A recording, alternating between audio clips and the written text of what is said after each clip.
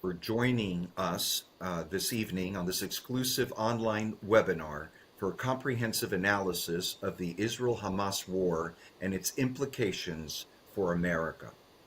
My name is Mario Bramnick, President of Latino Coalition for Israel, and it's an honor to co-host this event with America First Policy Institute. On this webinar, we will dive into the complex dynamics of the conflict, exploring its current and future developments.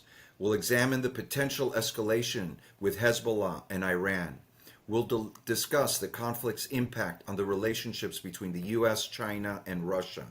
We'll analyze the U.S. policy concerning Iran and its proxies, terrorist threats to our homeland, as well as the rise of antisemitism. On Saturday, October 7th, Hamas launched a horrific and unprecedented attack on Israeli civilians. Barbaric massacre of over 1,400 Israelis, 12 Americans, 2,400 wounded, and 250 hostages.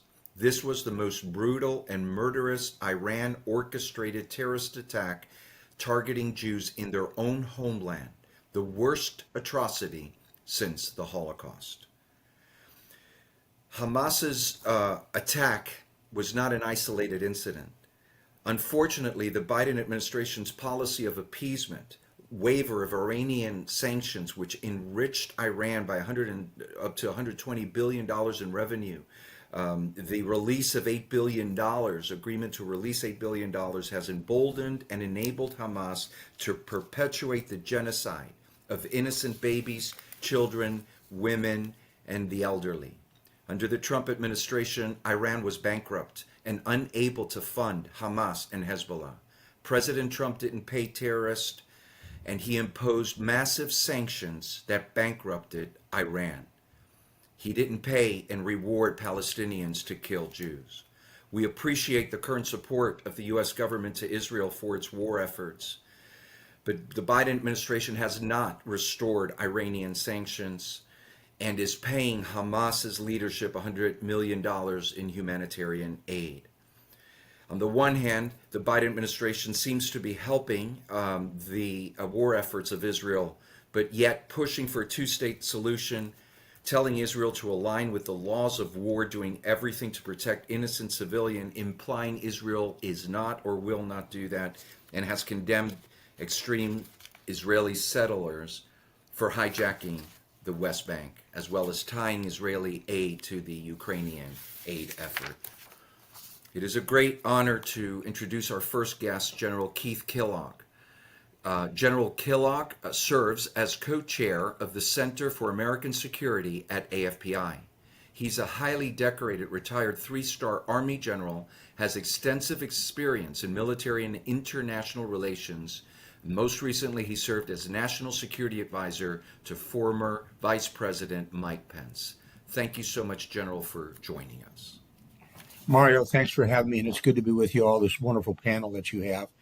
Let me just talk about the general geostrategic issues we're facing, the United States is facing right now, what's happening in Gaza and in Israel. First of all, what you said is incredibly true. The fact is, I think everybody needs to understand that this was an attack by Hamas into Israel. They moved out of Gaza, and it was an attack. And the second, it's the worst event for the Jewish people since what happened in the Holocaust.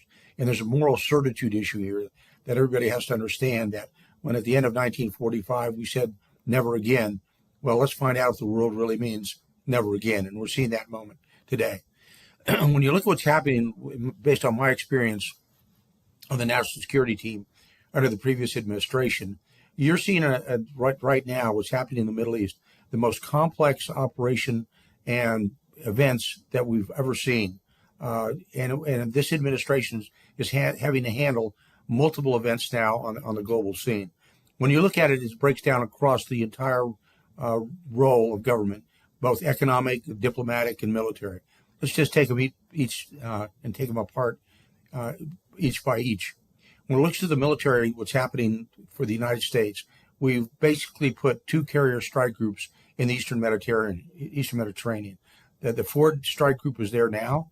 The Eisenhower just in-chopped to the Mediterranean, and coming up the Red Sea is an amphibious ready group, which has over 2,000 Marines on board, and they're positioned to go into the Mediterranean or back into the Gulf region.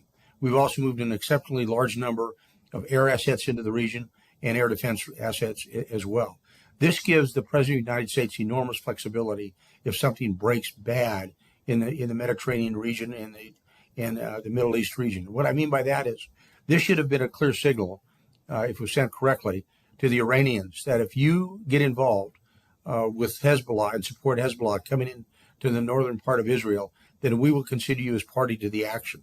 That should have been sent to them. That message should have been quite clear, and we will respond. This gives us a chance to back up the Israelis and kind of protect them from the northern flank on anything that might happen and allow them to work in Gaza and handle the situation that is there.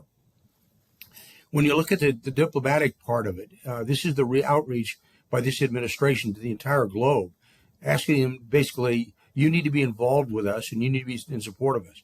There was tremendously poor reporting that came out of the UN, meaning the support that we received, the West received, on condemning these actions by the terrorists, the Hamas terrorists.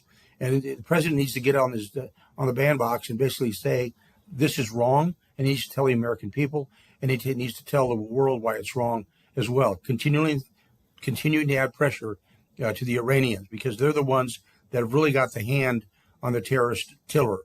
Economically speaking, I think they now realize, or hope they do, that their attempt to normalize relations with Iran is wrong. And they shouldn't have been giving them the money earlier to get hostages released, which was wrong. They shouldn't be providing money to the Palestinian Authority. Well over $200 million is wrong. Last administration, we cut that out. So the pay for Slayer program was gone. And we should also turn to the allies in the region, like as the Jordanians, and tell the Jordanians, look, we give you about $1.5 billion a year. I understand that the economic piece, and this goes to Egypt as well, the economic piece is all tied to their reactions of actually what's happening. The most important thing, I think, what I'd like to see the president do and this administration do, though, is address what we are seeing on college campuses and protests around the United States. We, the United States, have the moral high ground, and we should make sure everybody in the world knows that. What happened in Israel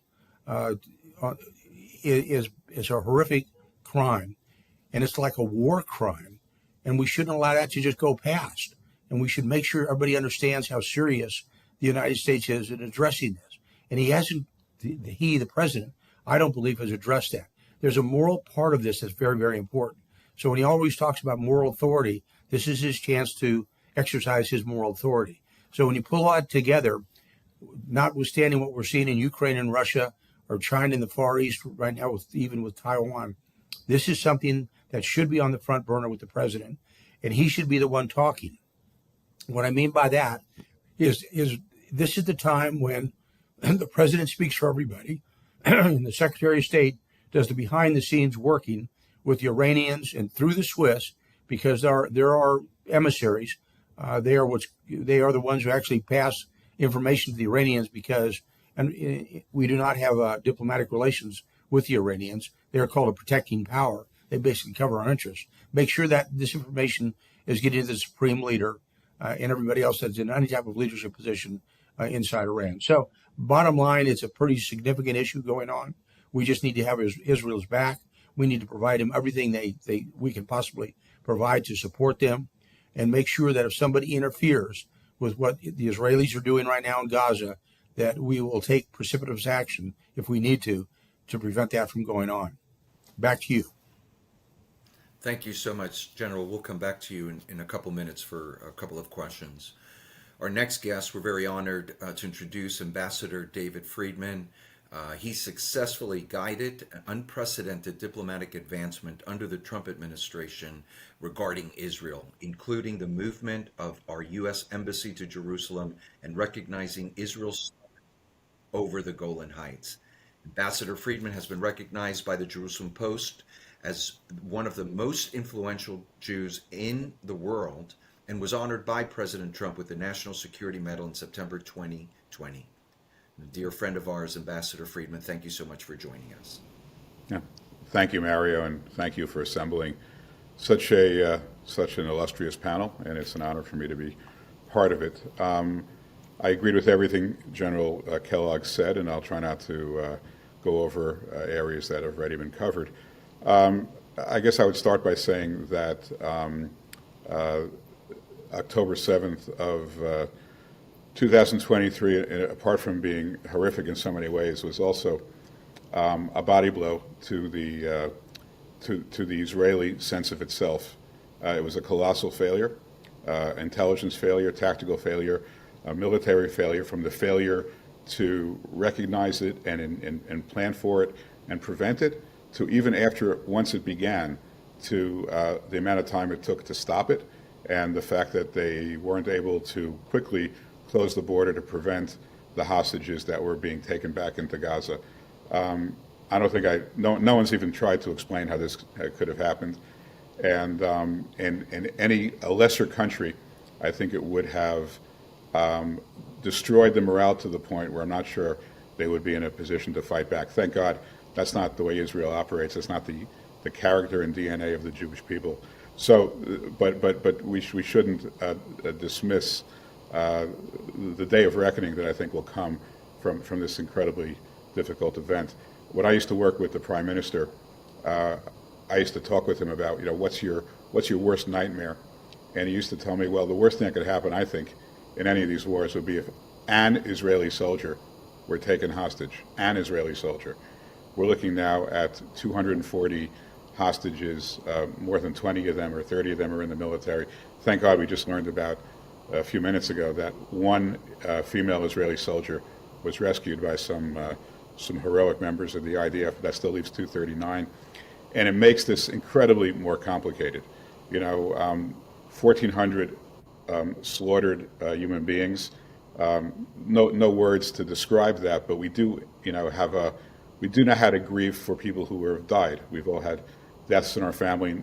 None of us have experienced anything this tragic, but we understand how to grieve for those who are lost.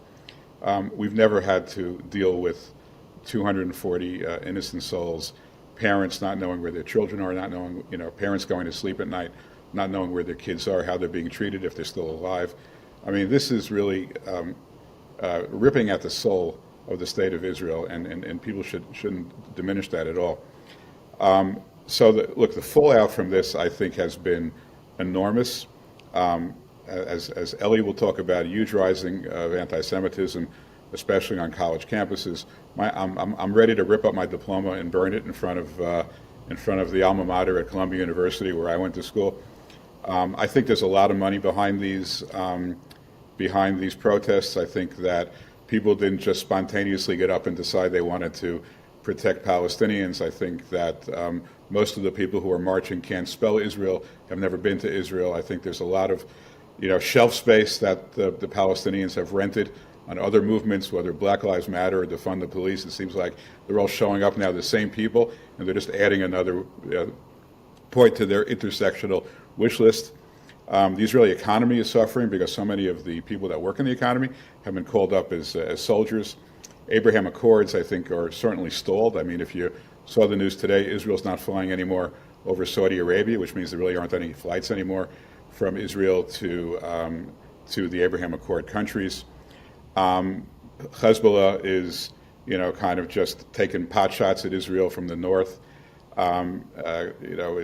It could blow up any minute, but even if it doesn't blow up, I mean, the dynamics are certainly not helpful to have this going on. I think the Iranians, and through Hezbollah or through the Houthis, have attacked American assets 24 times, and I think all that America has done has been to destroy a couple of empty warehouses in response after, I think, 16 attacks.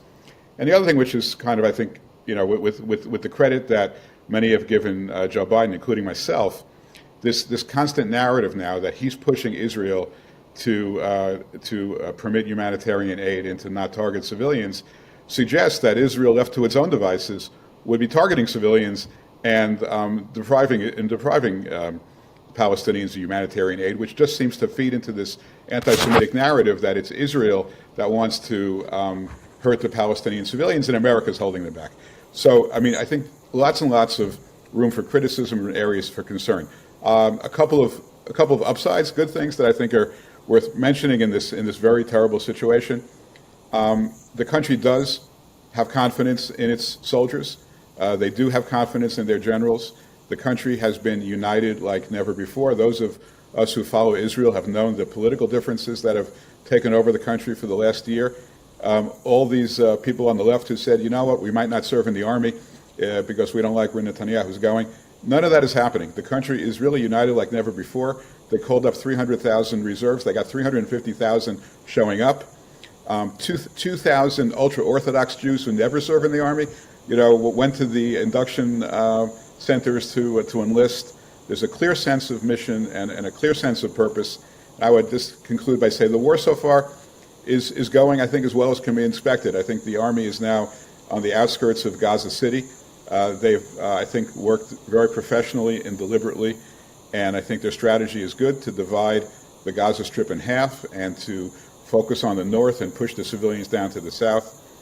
And I think we'll be in this discussion, unfortunately, for probably 4, 5, 6 more months, but I do believe that it will come to an end. And if you ask me what does the end mean, the end means that people in the south can return to their homes and they can go to sleep at night, and they don't have to worry that there's any chance that somebody will shoot down their door and kidnap their children and slaughter their families. And I think when we get to that point, we'll know it, and we're nowhere near it right now, and hopefully we'll get there within some number of months. Thank you so much, Ambassador. I want to ask both you, General Kellogg and Ambassador, your thoughts on potential escalation from Hezbollah and Iran, and whether or not even Russia and China might get involved in more of a regional conflict. General? Yeah, right now I think that Russia and China are sitting back kind of laughing and rubbing their hands together in glee because they're still in this left to our own devices. I don't have a lot of confidence right now in this administration. The ambassador said it quite clearly that what happened when the response we had was to bomb using 2 F-16 aircraft on abandoned storage facilities, despite the numerous attacks that have been made on our military forces and bases in the region. The capability for a very robust attack is there. And I remember quite clearly when the last administration, the last State of the Union address by President Trump in the well of the House, when he said, if you attack, didn't say kill, if you attack an American citizen, your life is forfeit. He said that to the world. And he was very, very clear about it. When you've got that much firepower, you can use it, and you should use it, and the president shouldn't be afraid of using it at all. And it doesn't mean necessarily manned aircraft. On board those 2 task forces is well over 600 Tomahawk land attack missiles with a range of 1,500 miles with a 1,000-pound warhead. And President Trump told the Iranians quite clearly, we had 52, he said we had 52 targets that was set up, and we used 52 as the number because that's the original number of the hostages taken during the Iran hostage issue. So the ability is there. It all comes down, Mario, to the will of the commander in chief. He has plenty of opportunity to do it. If he wants to do it, it's up to him. But right now, he hasn't shown that. So because of that, I think he's emboldened Iran. Because I think in the back of his mind, back of the Iranians' mind, that, well, we've kept pushing them, but we haven't seen any robust response. And they kind of know what the response in the escalation ladder looks like. That's the reason they didn't do anything with us. When they killed an American citizen near Erbil in Iraq through Iranian proxy forces, we responded by killing Soleimani.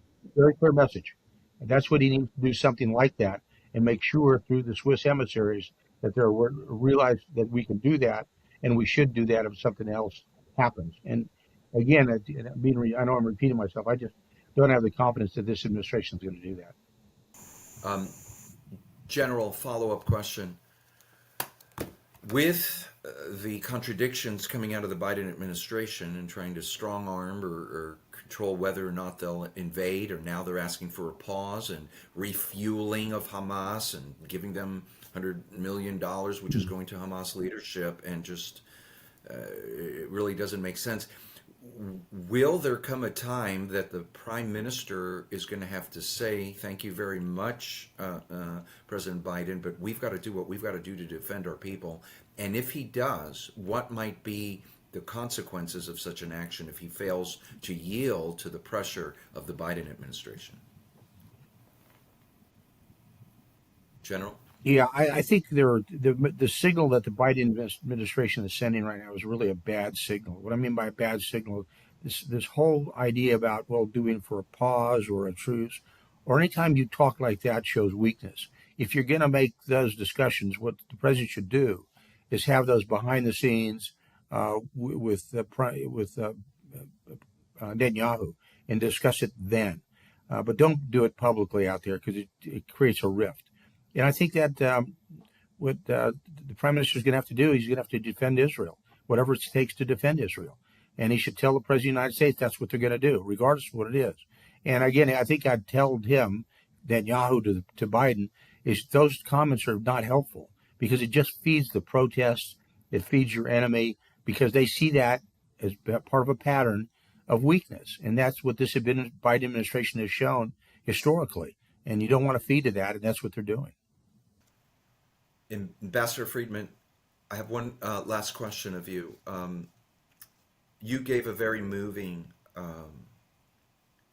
remarks to Tony Perkins, our colleague's event. If you can discuss, I think you were discussing the importance of the Christian-Jewish alliance that you've been working with for so long, and just our importance of seeking God during this time. If you can just share a few words regarding the comments that you made at his event. Well, sure. Look, I think this is one of those moments, as the general said, where we're going to see if never again really means never again, and we're approaching, very rapidly an existential moment for the Jewish people, and it's not limited to Israel. It's not limited to Gaza. It's really a moment where the Jewish people need friends, and friends in large quantities. And there is no community anywhere in the world that supports Israel and the Jewish people like the evangelical Christian community. I've come to really know and love that community from for the better part of the last 6-7 years. Didn't know them at all before I became ambassador, but I'm so happy that I got to know them. Look, we need prayer.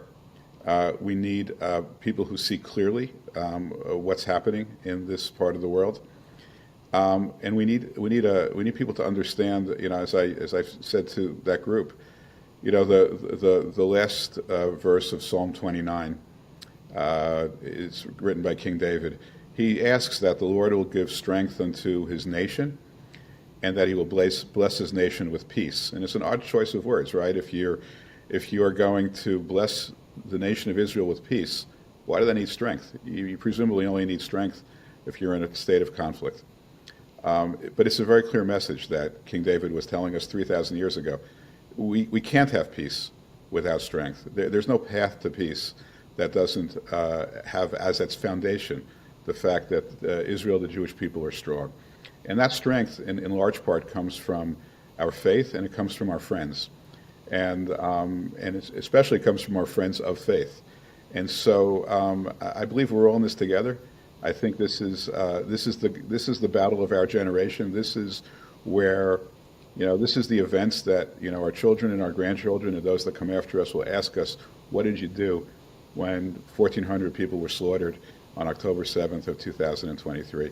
I think this is the moment. Now, we can answer in different ways. They're all good answers. We could say we engaged in philanthropy, we engaged in advocacy, we engaged in diplomacy, we engaged, militarily. Some people in Israel, we risked our lives for the Jewish people. There are lots of ways. Or we engaged in extensive prayer. There are many, many ways where we can stand with Israel and support Israel. But we each need to find, the way that suits us best, the way which best suits our God-given talents. And this is the time we all need to come together and make sure that never again really means never again. Ambassador, thank you so much for your time and for those words. General Killock, we so appreciate you joining us and for briefing us on these matters. Thank you so much. At this time, it's an honor to introduce our next speaker, Fred Fleitz. He, originally from Pennsylvania, serves as vice chair of AFPI's Center for American Security. He's a commentator often on Newsmax and served as deputy assistant to President Donald Trump and Chief of Staff of the National Security Council. Fred, thank you so much for joining us. Pastor Mario, thank you for having me. I just want to reiterate what my good friend General Kellogg and Ambassador Friedman said, that this really is Israel facing an existential threat. And that means that its allies have to be strong and steadfast. There can't be daylight between the United States and Israel. And I'm also concerned that although President Biden has said some very positive things about staying with Israel and has condemned Hamas, there has been too much criticism of the Israeli government, stating that Israel has to follow rules of war. We know Israel follows rules of war. That's why the Hamas tunnel entrances are under hospitals, because Hamas knows Israel won't bomb hospitals. But these leaks to the press that Israel has to put forward its battle plans, that the U.S. government questions the capability of the IDF, it's really unbelievable. And this has to stop. We need this administration to treat a friend in dire need the way it deserves to be treated. And I hope Democratic and Republican members of Congress will make this point to Biden, make it perfectly clear. Either Biden has to stop talking or he has to be absolutely supportive of our ally. Now, I mostly wanted to talk about the role of Iran. I've spent a lot of time working on Iran in my time with the U.S. government, including with the CIA. And there's been a lot of discussion about the $6 billion payment made to Iran. It was money, Iranian money, frozen in a South Korean bank, moved to a bank in Qatar, and the administration's been trying to argue that money had nothing to do with the Hamas attack because Iran hasn't accessed it yet. That might be true, but there's plenty of other funds that have found its way to Iran and to Hamas during this administration. The Trump administration wisely cut off money to the Palestinians through the UN Refugee Works Administration and directly to the Palestinians through the U.S. Agency for International Development. This administration turned that money back on and has given the Palestinians an estimated $1 billion since this administration began. And it did so even though the Biden administration admitted internally, and there's emails to show this, that they knew some of this money would flow to Hamas. They had to get exceptions in providing this money to the Palestinian Authority because of the real possibility that this money would go to Hamas terrorism. We funded Hamas. Now, concerning the $6 billion, I don't want to say it didn't matter, but it really didn't matter, because if you look at all the revenue that Iran has accrued because of this administration's policies, and this is from not enforcing oil sanctions and lifting other sanctions. The Daily Signal estimated that Iran has accrued $71 billion more under this administration than it would under the Trump administration, because this administration has not been honoring, not been implementing American sanctions, particularly on Iranian oil. And if you ask administration officials about this, why they're looking the other way while Iran sells its oil to China, which creates other problems, they just won't answer. In addition to that, and I think this really may be one of the most outrageous things that this administration did, that I think emboldened Iran to sponsor Hamas, is a secret nuclear deal that was negotiated last spring that will give Iran $20 billion in sanctions relief. And the $6 billion payment to free 5 American hostages in August was part of that $20 billion. This secret deal was negotiated as an oral understanding, and the reason was simple: so Congress can't see it. That way Congress cannot perform oversight on this agreement. It was a deliberate way to get around congressional oversight, and allows Iran to enrich uranium up to 60% uranium-235, dangerously close to weapons grade. Now, this all matters because we know that Iran gives $100 billion a year to Hamas. Iran is training Hamas, it's funding Hamas, and according to the Wall Street Journal, an article came out shortly after the attack, Iranian officials helped design and ordered this attack on Israel by Hamas. Now, since then, the administration has tried to deny that. Other journals have denied it, but there are important data points in this story that have not been refuted yet. A key meeting in Beirut just before the attack, when IRGC officials reportedly approved the attack. Now, either the Wall Street Journal made this story up and the reporters are all reputable, or they were wrong, which I don't think is the case. I think there's no chance that this was conducted without Iranian direction and without Iranian assistance.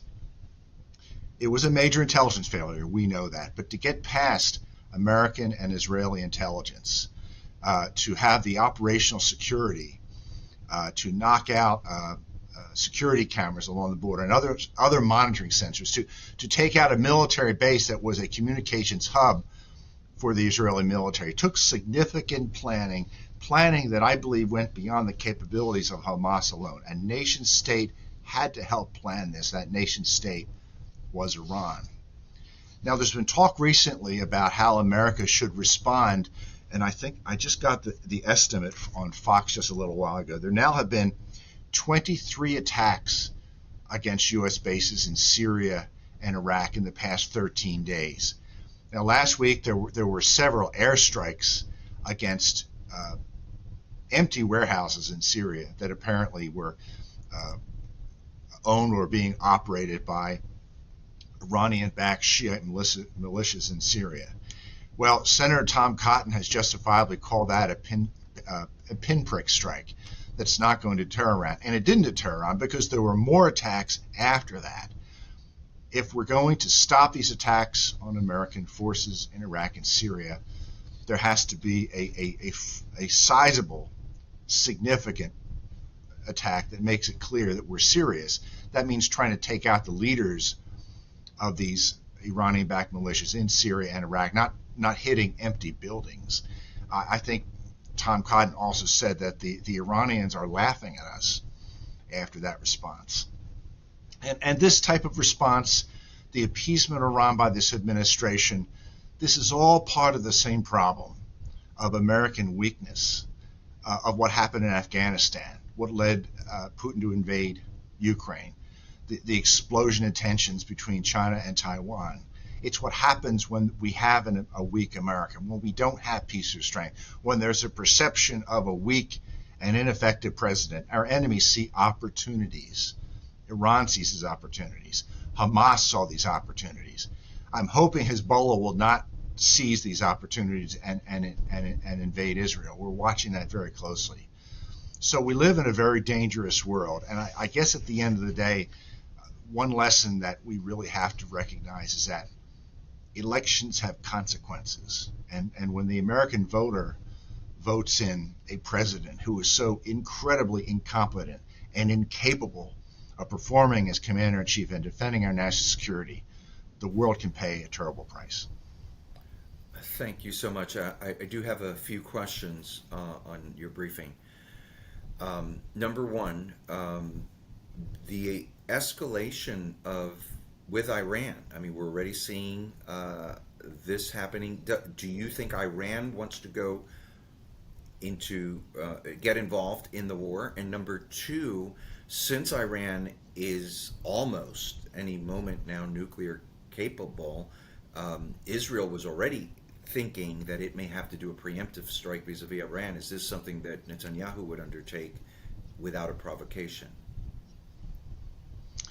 I think Iran has perfected the art of attacking through its proxies quite well, and it's going to continue to do that. And I think these proxies have to be hit back hard. But also, Iran has conducted some direct attacks. You may remember a few years ago when it fired missiles at U.S. bases in Syria after the killing of Soleimani. There may be an opportunity that Iran will cross that line. Concerning Iran's nuclear program, it is dangerously close to getting a nuclear weapon. It is probably capable right now of producing enough uranium in a gaseous form that could be made into a weapon, I think, within a year, maybe 18 months. That's far too close for me, and they may have covert production facilities to do that much closer. And I mean, the possibility after what we've just seen that Iran could use a weapon like that, is something I just don't think that we can disregard. And that, Israel's not going to wait for America to deal with problems like this. That's why the Israelis have been actively sabotaging Iranian nuclear facilities, assassinating Iranian nuclear scientists. And when it comes either for dealing with Hamas or Hezbollah or Iran, Israel will talk to the United States, but Israel's going to put its security first. What would be the consequences if, in fact, they go against the Biden administration's arm twisting behind the scenes? I don't think that, first of all, Netanyahu has known Biden for decades, and I'm sure Netanyahu is quite frustrated with the various things Biden has been saying, but he's a good politician. He's working with Biden to get what Israel needs from the United States, but at the end of the day, he and his government will do what is necessary to defend the country. And I think if he goes against the Biden administration, most members of Congress will be with Netanyahu.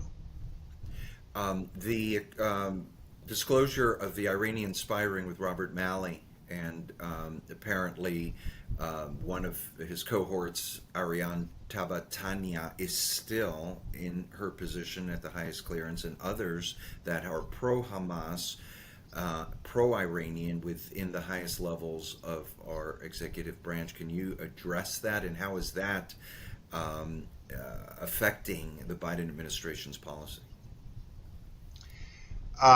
I have a new data point here, and that is that in 2008, Malley had to quit a presidential campaign because he was consulting with Hamas, with his think tank. Just found that out today. It's an NBC report that's on Twitter. And now we have Malley collaborating with this influence operation that was run by Iran, where they were placing pro-Iran stories with Iranian consultation throughout the American media. One of these people works for the Pentagon, and then Malley loses his security clearances. I don't want to go beyond that to call Malley a spy. I don't know that. But I'm very concerned about this collaboration with Iran by people he's associated with. It stinks. It has to be fully investigated. My last question, the jihadist influence and sleeper cells here, Hamas, Hezbollah, other pro-radical groups, and the porous border, our southern border, that has allowed probably many others to come in. What is our security threat? How do you assess that situation? I think it's a very, very serious threat. President Biden has not been interested in defending our southern border, and I think we have to assume that some very bad actors, possible terrorists, Chinese intelligence officers, Russian intelligence officers, they're the ones who are among the gotaways, who got into this country, who will be prepared to commit acts of terror. And again, elections have consequences. There still hasn't been serious efforts to reinstate the Remain in Mexico policy and to defend our southern border. It is a significant threat to our national security. Mr. Fleitz, so appreciate your briefing. If you don't mind staying on for this final segment as well. Our last speaker, dear friend of ours, we're so honored to have with us Eli Kohanim. She is Senior Fellow at the Independent Women's Forum, host of Global Perspectives on Jewish News Syndicate, contributor to the Christian Broadcasting Network, also a director with us at Latino Coalition for Israel. Ms. Kohanim previously served as U.S. Deputy Special Envoy to monitor and combat anti-Semitism at the U.S. Department of State as appointed by President Donald Trump. Thank you so much, Ellie, for joining us. Thank you for including me on this really esteemed panel. And I just want to thank America First Policy Institute, Pastor Bromnick, and again, all of these wonderful panelists for having this conversation today. And I want to start by talking about this really horrendous onslaught of anti-Semitism we are witnessing right now all around the world. It started on October 7th when Hamas committed atrocities against the Jews of Israel that replicated a lot of Nazi tactics. What the Israeli government has told us is that 1,400 people were massacred on October 7th, which was the deadliest day for the Jewish people since the Holocaust.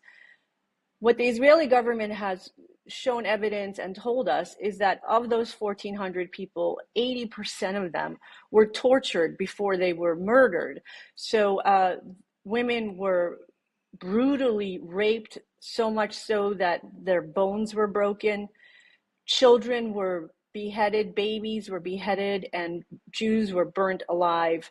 And then there were Jews who were taken hostage into Gaza, everything from babies, toddlers, to grandmothers and Holocaust survivors. And what we saw was that immediately after this news came to light, and Hamas, in contrast to the Nazis who tried to hide their atrocities, Hamas actually videotaped and live streamed and wore GoPro cameras on their heads as they committed atrocities against the Jews. Immediately after that, what we saw was an outpouring of support for Hamas on the cities of Europe and the United States and on the college campuses of the United States. And I really want to stress the timeline that before Israel, before the IDF had even the opportunity to retaliate against Hamas, before the Israelis had even had the opportunity to identify their dead and bury their dead, we started to see Americans across our cities and people, I actually don't want to call them Americans, I'm going to come back to this. We saw people in the United States, and we saw perhaps American students on our college campuses showing their support for Hamas. And, you know, I cannot stress enough how horrendous it is to see this outpouring of support immediately after news of atrocities were publicized against the Jewish people. In essence, these people who came out in support of Hamas really kind of revealed themselves to be vile anti-Semites who stand with the cause of barbarism. And I think the moment that we're in right now very clearly is a moment where all of humanity needs to choose between good and evil. This is what we saw with these atrocities that Hamas committed against the Jewish people. We are truly in a moment where we're at a crossroads right now. And this evil that Hamas committed, they have been saying themselves, and I saw just yesterday another representative of Hamas say that while they are starting with the Jews, they're not ending with the Jews, and that they want to conquer all of the West, and they hope to one day, you know, conquer the entire world and impose Sharia law, Islamic law, on the entire world. So it really behooves all of us to understand that this was kind of like an opening salvo on October 7th against the Jews and Israelis. But it's not, as far as Hamas and the radical Islamists all around the world, it's not the closing salvo. And so what we're seeing right now is, in fact, this China, Russia, Iran axis of evil, and they're on the march. I want to speak a little bit about policies, because I have to believe that everybody who's joining us today on this webinar cares deeply about these issues and is tracking and has seen the evidence along with me of all this vile anti-Semitism, all, again, cities all across the West in the United States and on university campuses. So I want to speak a little bit about policies and what can be done. First of all, globally, on a global level, every country right now needs to be looking at their immigration policies. We have had vast migration of radicalized populations going from the Middle East, North Africa, and all of Africa, the African continent, onto the European continent, onto the United States, onto Canada and the Western world. And what's happened is that these populations have brought with them Jew-hating ideologies that they were taught since birth, and they have imported these Jew-hating ideologies into our Western cities and countries. And so we are seeing evidence of that in cities like London, where yesterday 100,000 people were marching in support of Hamas and in support of Hamas's barbaric actions. And again, this is all over the West, not just London, everywhere we're seeing this. So we need to be thinking about our immigration policies. And I think these are going to be some very difficult conversations that we're going to have with our citizens all across the West about what do you do with folks who are here now in the West with their Jew-hating, but also Western-hating attitudes. What do you do with the people who are here now? And I think we're going to have to start thinking about deportations. This is something we're hearing from Western leaders right now, from Germany and France. And these are conversations that need to start taking place. We need to start talking a little bit more about free speech versus hate speech and incitement to violence. This is an important policy considerations that we need to start thinking about. How do we enforce actions against hate speech and incitement to violence? We need to be looking into the billions of dollars that are flowing into universities and think tanks from the radical Islamist world, and how do we stop allowing these flows of billions of dollars in radical ideologies that are taking root all across our universities and think tanks. Regarding the Islamic Republic of Iran, and that's part of where the flow of money, there's, as Fred Fleitz and others spoke about earlier, we have issues of flows of money from the United States to the Islamic Republic of Iran, and also the lack of enforcement of sanctions. But then there's also flow of money from the Islamic Republic of Iran towards the West in terms of things like the Al-Quds Day rallies. We've seen evidence that Iran is organizing and funding these rallies all across the world. Al-Quds Day is their what they call their, Jerusalem Day rallies. These are hate fests that have been going on for years now across the West. And it's these same people who have been organizing the Al-Quds Day rallies who immediately were able to organize these pro-Hamas rallies. So we need to start looking into the funds that are flowing into the West from the Islamic Republic of Iran and other Islamist countries, and making sure that we cut off those funds. Here in the United States, as General Kellogg said earlier, we certainly need to hear from President Biden at this point. We need to hear President Biden put his foot down against the Jew hate that we are witnessing on college campuses all across this country. It's really important for the president to have an address and speak to this topic immediately. We need to see the FBI and law enforcement start to make arrests. It's very important for there to be consequences. Again, we've moved beyond free speech. We have moved to incitement to violence. And just yesterday at Cornell University, we saw that in fact the authorities had to be called in because there were threats being made against the Jewish students at Cornell. And so right now, this is time for the authorities to step up and make arrests and really signal loud and clear to any people here in the U.S. who wish harm or are planning harm against the local Jewish communities that this will not be tolerated and they will be arrested. And the full authority of the law is going to be thrown at them. We need to see Rashida Tlaib in our United States Congress censured. Last week, Rashida Tlaib helped to promote a complete propaganda and lie when we saw that there was a failed rocket from the Palestinian Islamic Jihad that wound up hitting the parking lot of a hospital in Gaza, and she took to the streets and incited mobs into the capital of our country, claiming that it was Israel that attacked that Gaza hospital. And she did this after the New York Times and other news sources had already debunked this myth. She needs to be censured for that. But I also want to point out that Canary Mission, an organization that combats anti-Semitism, has put out information about Rashida Tlaib's documented ties to Hamas. So I really call upon members, Republican members in the House, to investigate Rashida Tlaib's contacts and connections to Hamas and hold her accountable. We need to see our universities held accountable as well. President Trump signed the executive order in 2019 combating anti-Semitism, and it's one of the few executive orders that the Biden administration has not reversed. So we need to see our universities held accountable. And we need to cut foreign funding to our universities. We need to be monitoring the border and closing the southern border. We need common sense immigration policy.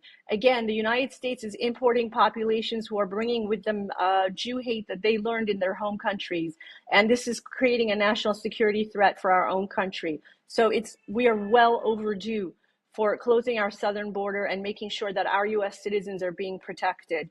Jewish communities need to know that the FBI, the Department of Homeland Security, is going to provide our institutions, our synagogues, our Jewish day schools, our Jewish community centers with the security that we need to make sure that local Jewish communities are safe. And I'm just going to pivot for 1 minute back to US foreign policy. I think it's time for Republicans to have an honest conversation about whether we need to consider regime change in the Islamic Republic of Iran. I know that we are tired of endless wars, and I know that there are many of us who are very, I think we've learned hard lessons from the mistakes that were made in Iraq. At the same time, I think it behooves us to understand that we are never going to have peace in the Middle East, and that the Islamic Republic is right on our doorstep in Latin America. And Iran is, arming Russia with ballistic missile and drone and other technologies in the war in Ukraine. And so you look at all of this malign activity of the Islamic Republic, and you look at the massacre in Israel, and you look at Israel under existential threat, but you also look at our Gulf allies. They might be quieter, the Saudis and the Emiratis, but believe you me, they are feeling the threat of the Islamic Republic right now. And I think it's time for Republicans to have an honest conversation of how much longer we're going to tolerate an Islamic Republic regime in Iran. And with that, I thank you again. Thank you so much. A couple questions. Number one, how do you explain the strange bedfellows of the radical socialist progressives on campus and otherwise with Islamists, Queers for Palestine, LBGT for Palestine?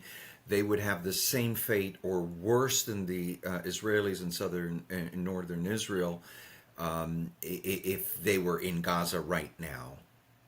Pastor Bromnick, this is an excellent question. And the answer is really simple.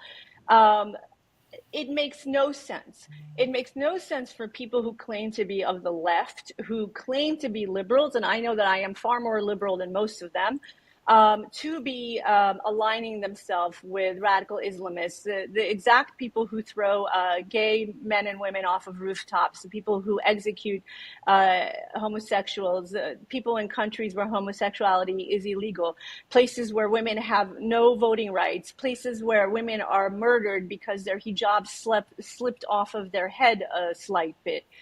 But what it is, Pastor Bromnick, is a power grab by the left and by the Islamists, meaning that, as many as they are still minorities all across the West. The left is a minority group and the radical Islamists are a minority group.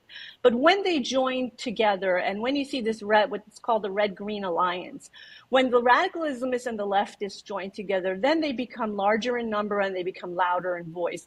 And so that's all this alliance is about. It's just about a grab for power.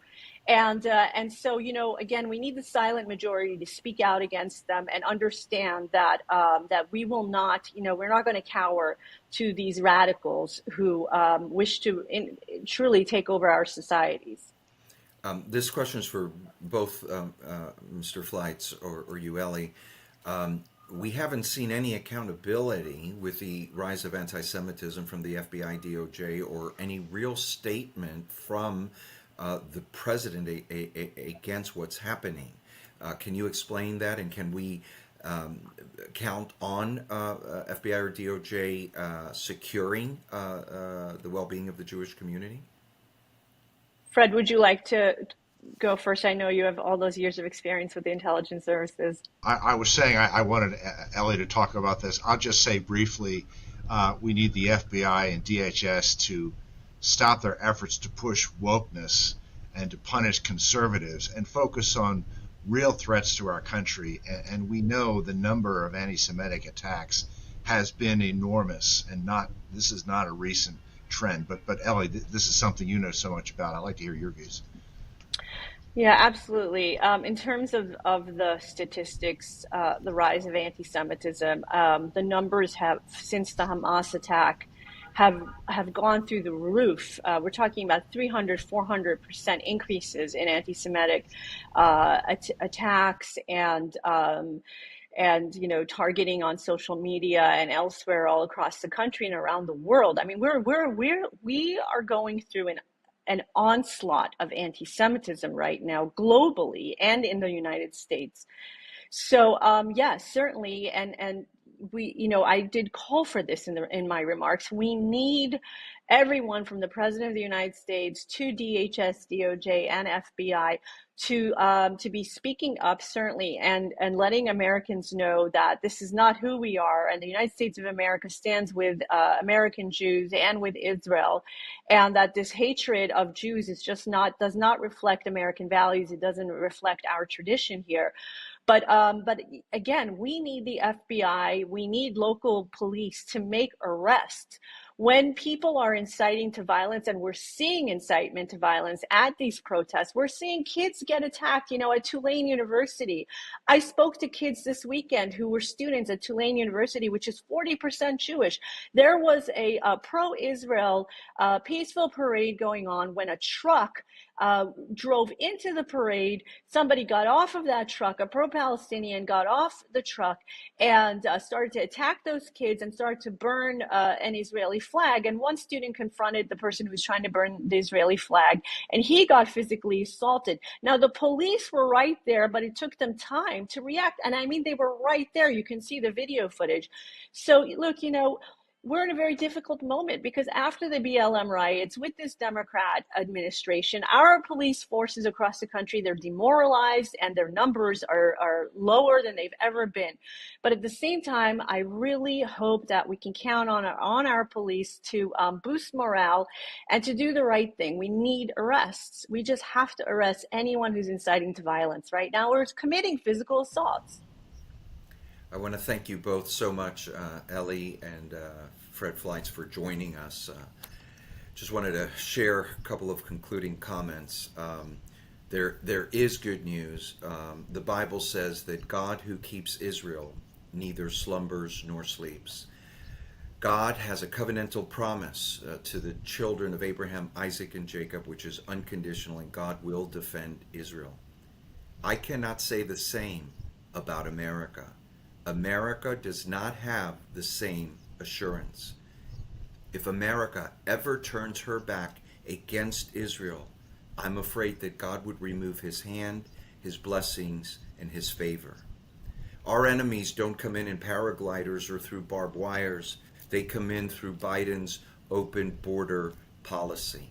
There were 1.7 million gotaways, 70,000 quote-unquote people of interest, potential security threats, some of which from Iran, Iraq, Syria, China, etc. Terrorists have certainly infiltrated our own borders, and some pro-terrorist individuals are in our own government right now. The United States support for Israel is more important today than at any time in the history of our nation. Winston Churchill believed that Jews were unique and that they played a special role in world history. In 1905 in Manchester, as he protested Russian anti-Semitic pogroms, Churchill strongly condemned the persecution and warned Russia, the Lord deals with nations as nations deal with Israel. The U.S.'s unequivocal support of Israel must never waver, must not be conditional. The Biden administration and Congress must unequivocally back Israel with military, humanitarian, financial aid to destroy Hamas without any strings attached and not tied to any other funding. Anti-Semitism, as you heard, has been increasing almost 400% since the war, less than a month ago. Jewish communities are reporting acts of violence, intimidation, abuse, physical and verbal. This epidemic of hate crimes must be exposed, called out, and responded to. It seems as though we're living on the eve of World War II. We must adopt a zero-tolerance approach to this new wave of anti-Semitism in America. Anti-Semitism is not just anti-Jewish. It is anti-Christian, anti-American, anti-Western, driven by this unholy alliance of progressive leftists and Islamists who hate our Judeo-Christian values, which are the foundation of our nation. Every nation that has come against Israel has been judged by God. Those who bless Israel shall be blessed. Those who curse Israel shall be cursed. And we here, on behalf of AFPI and LCI, are showing our solidarity with the nation of Israel, with the Jewish people, that we will not remain silent in the face of this growing anti-Israel and anti-Semitic rhetoric, and that the U.S., we declare, will unequivocally support the nation of Israel and the Jewish people. We want to thank you so much for joining us. God bless you. God bless Israel, and God bless the United States of America.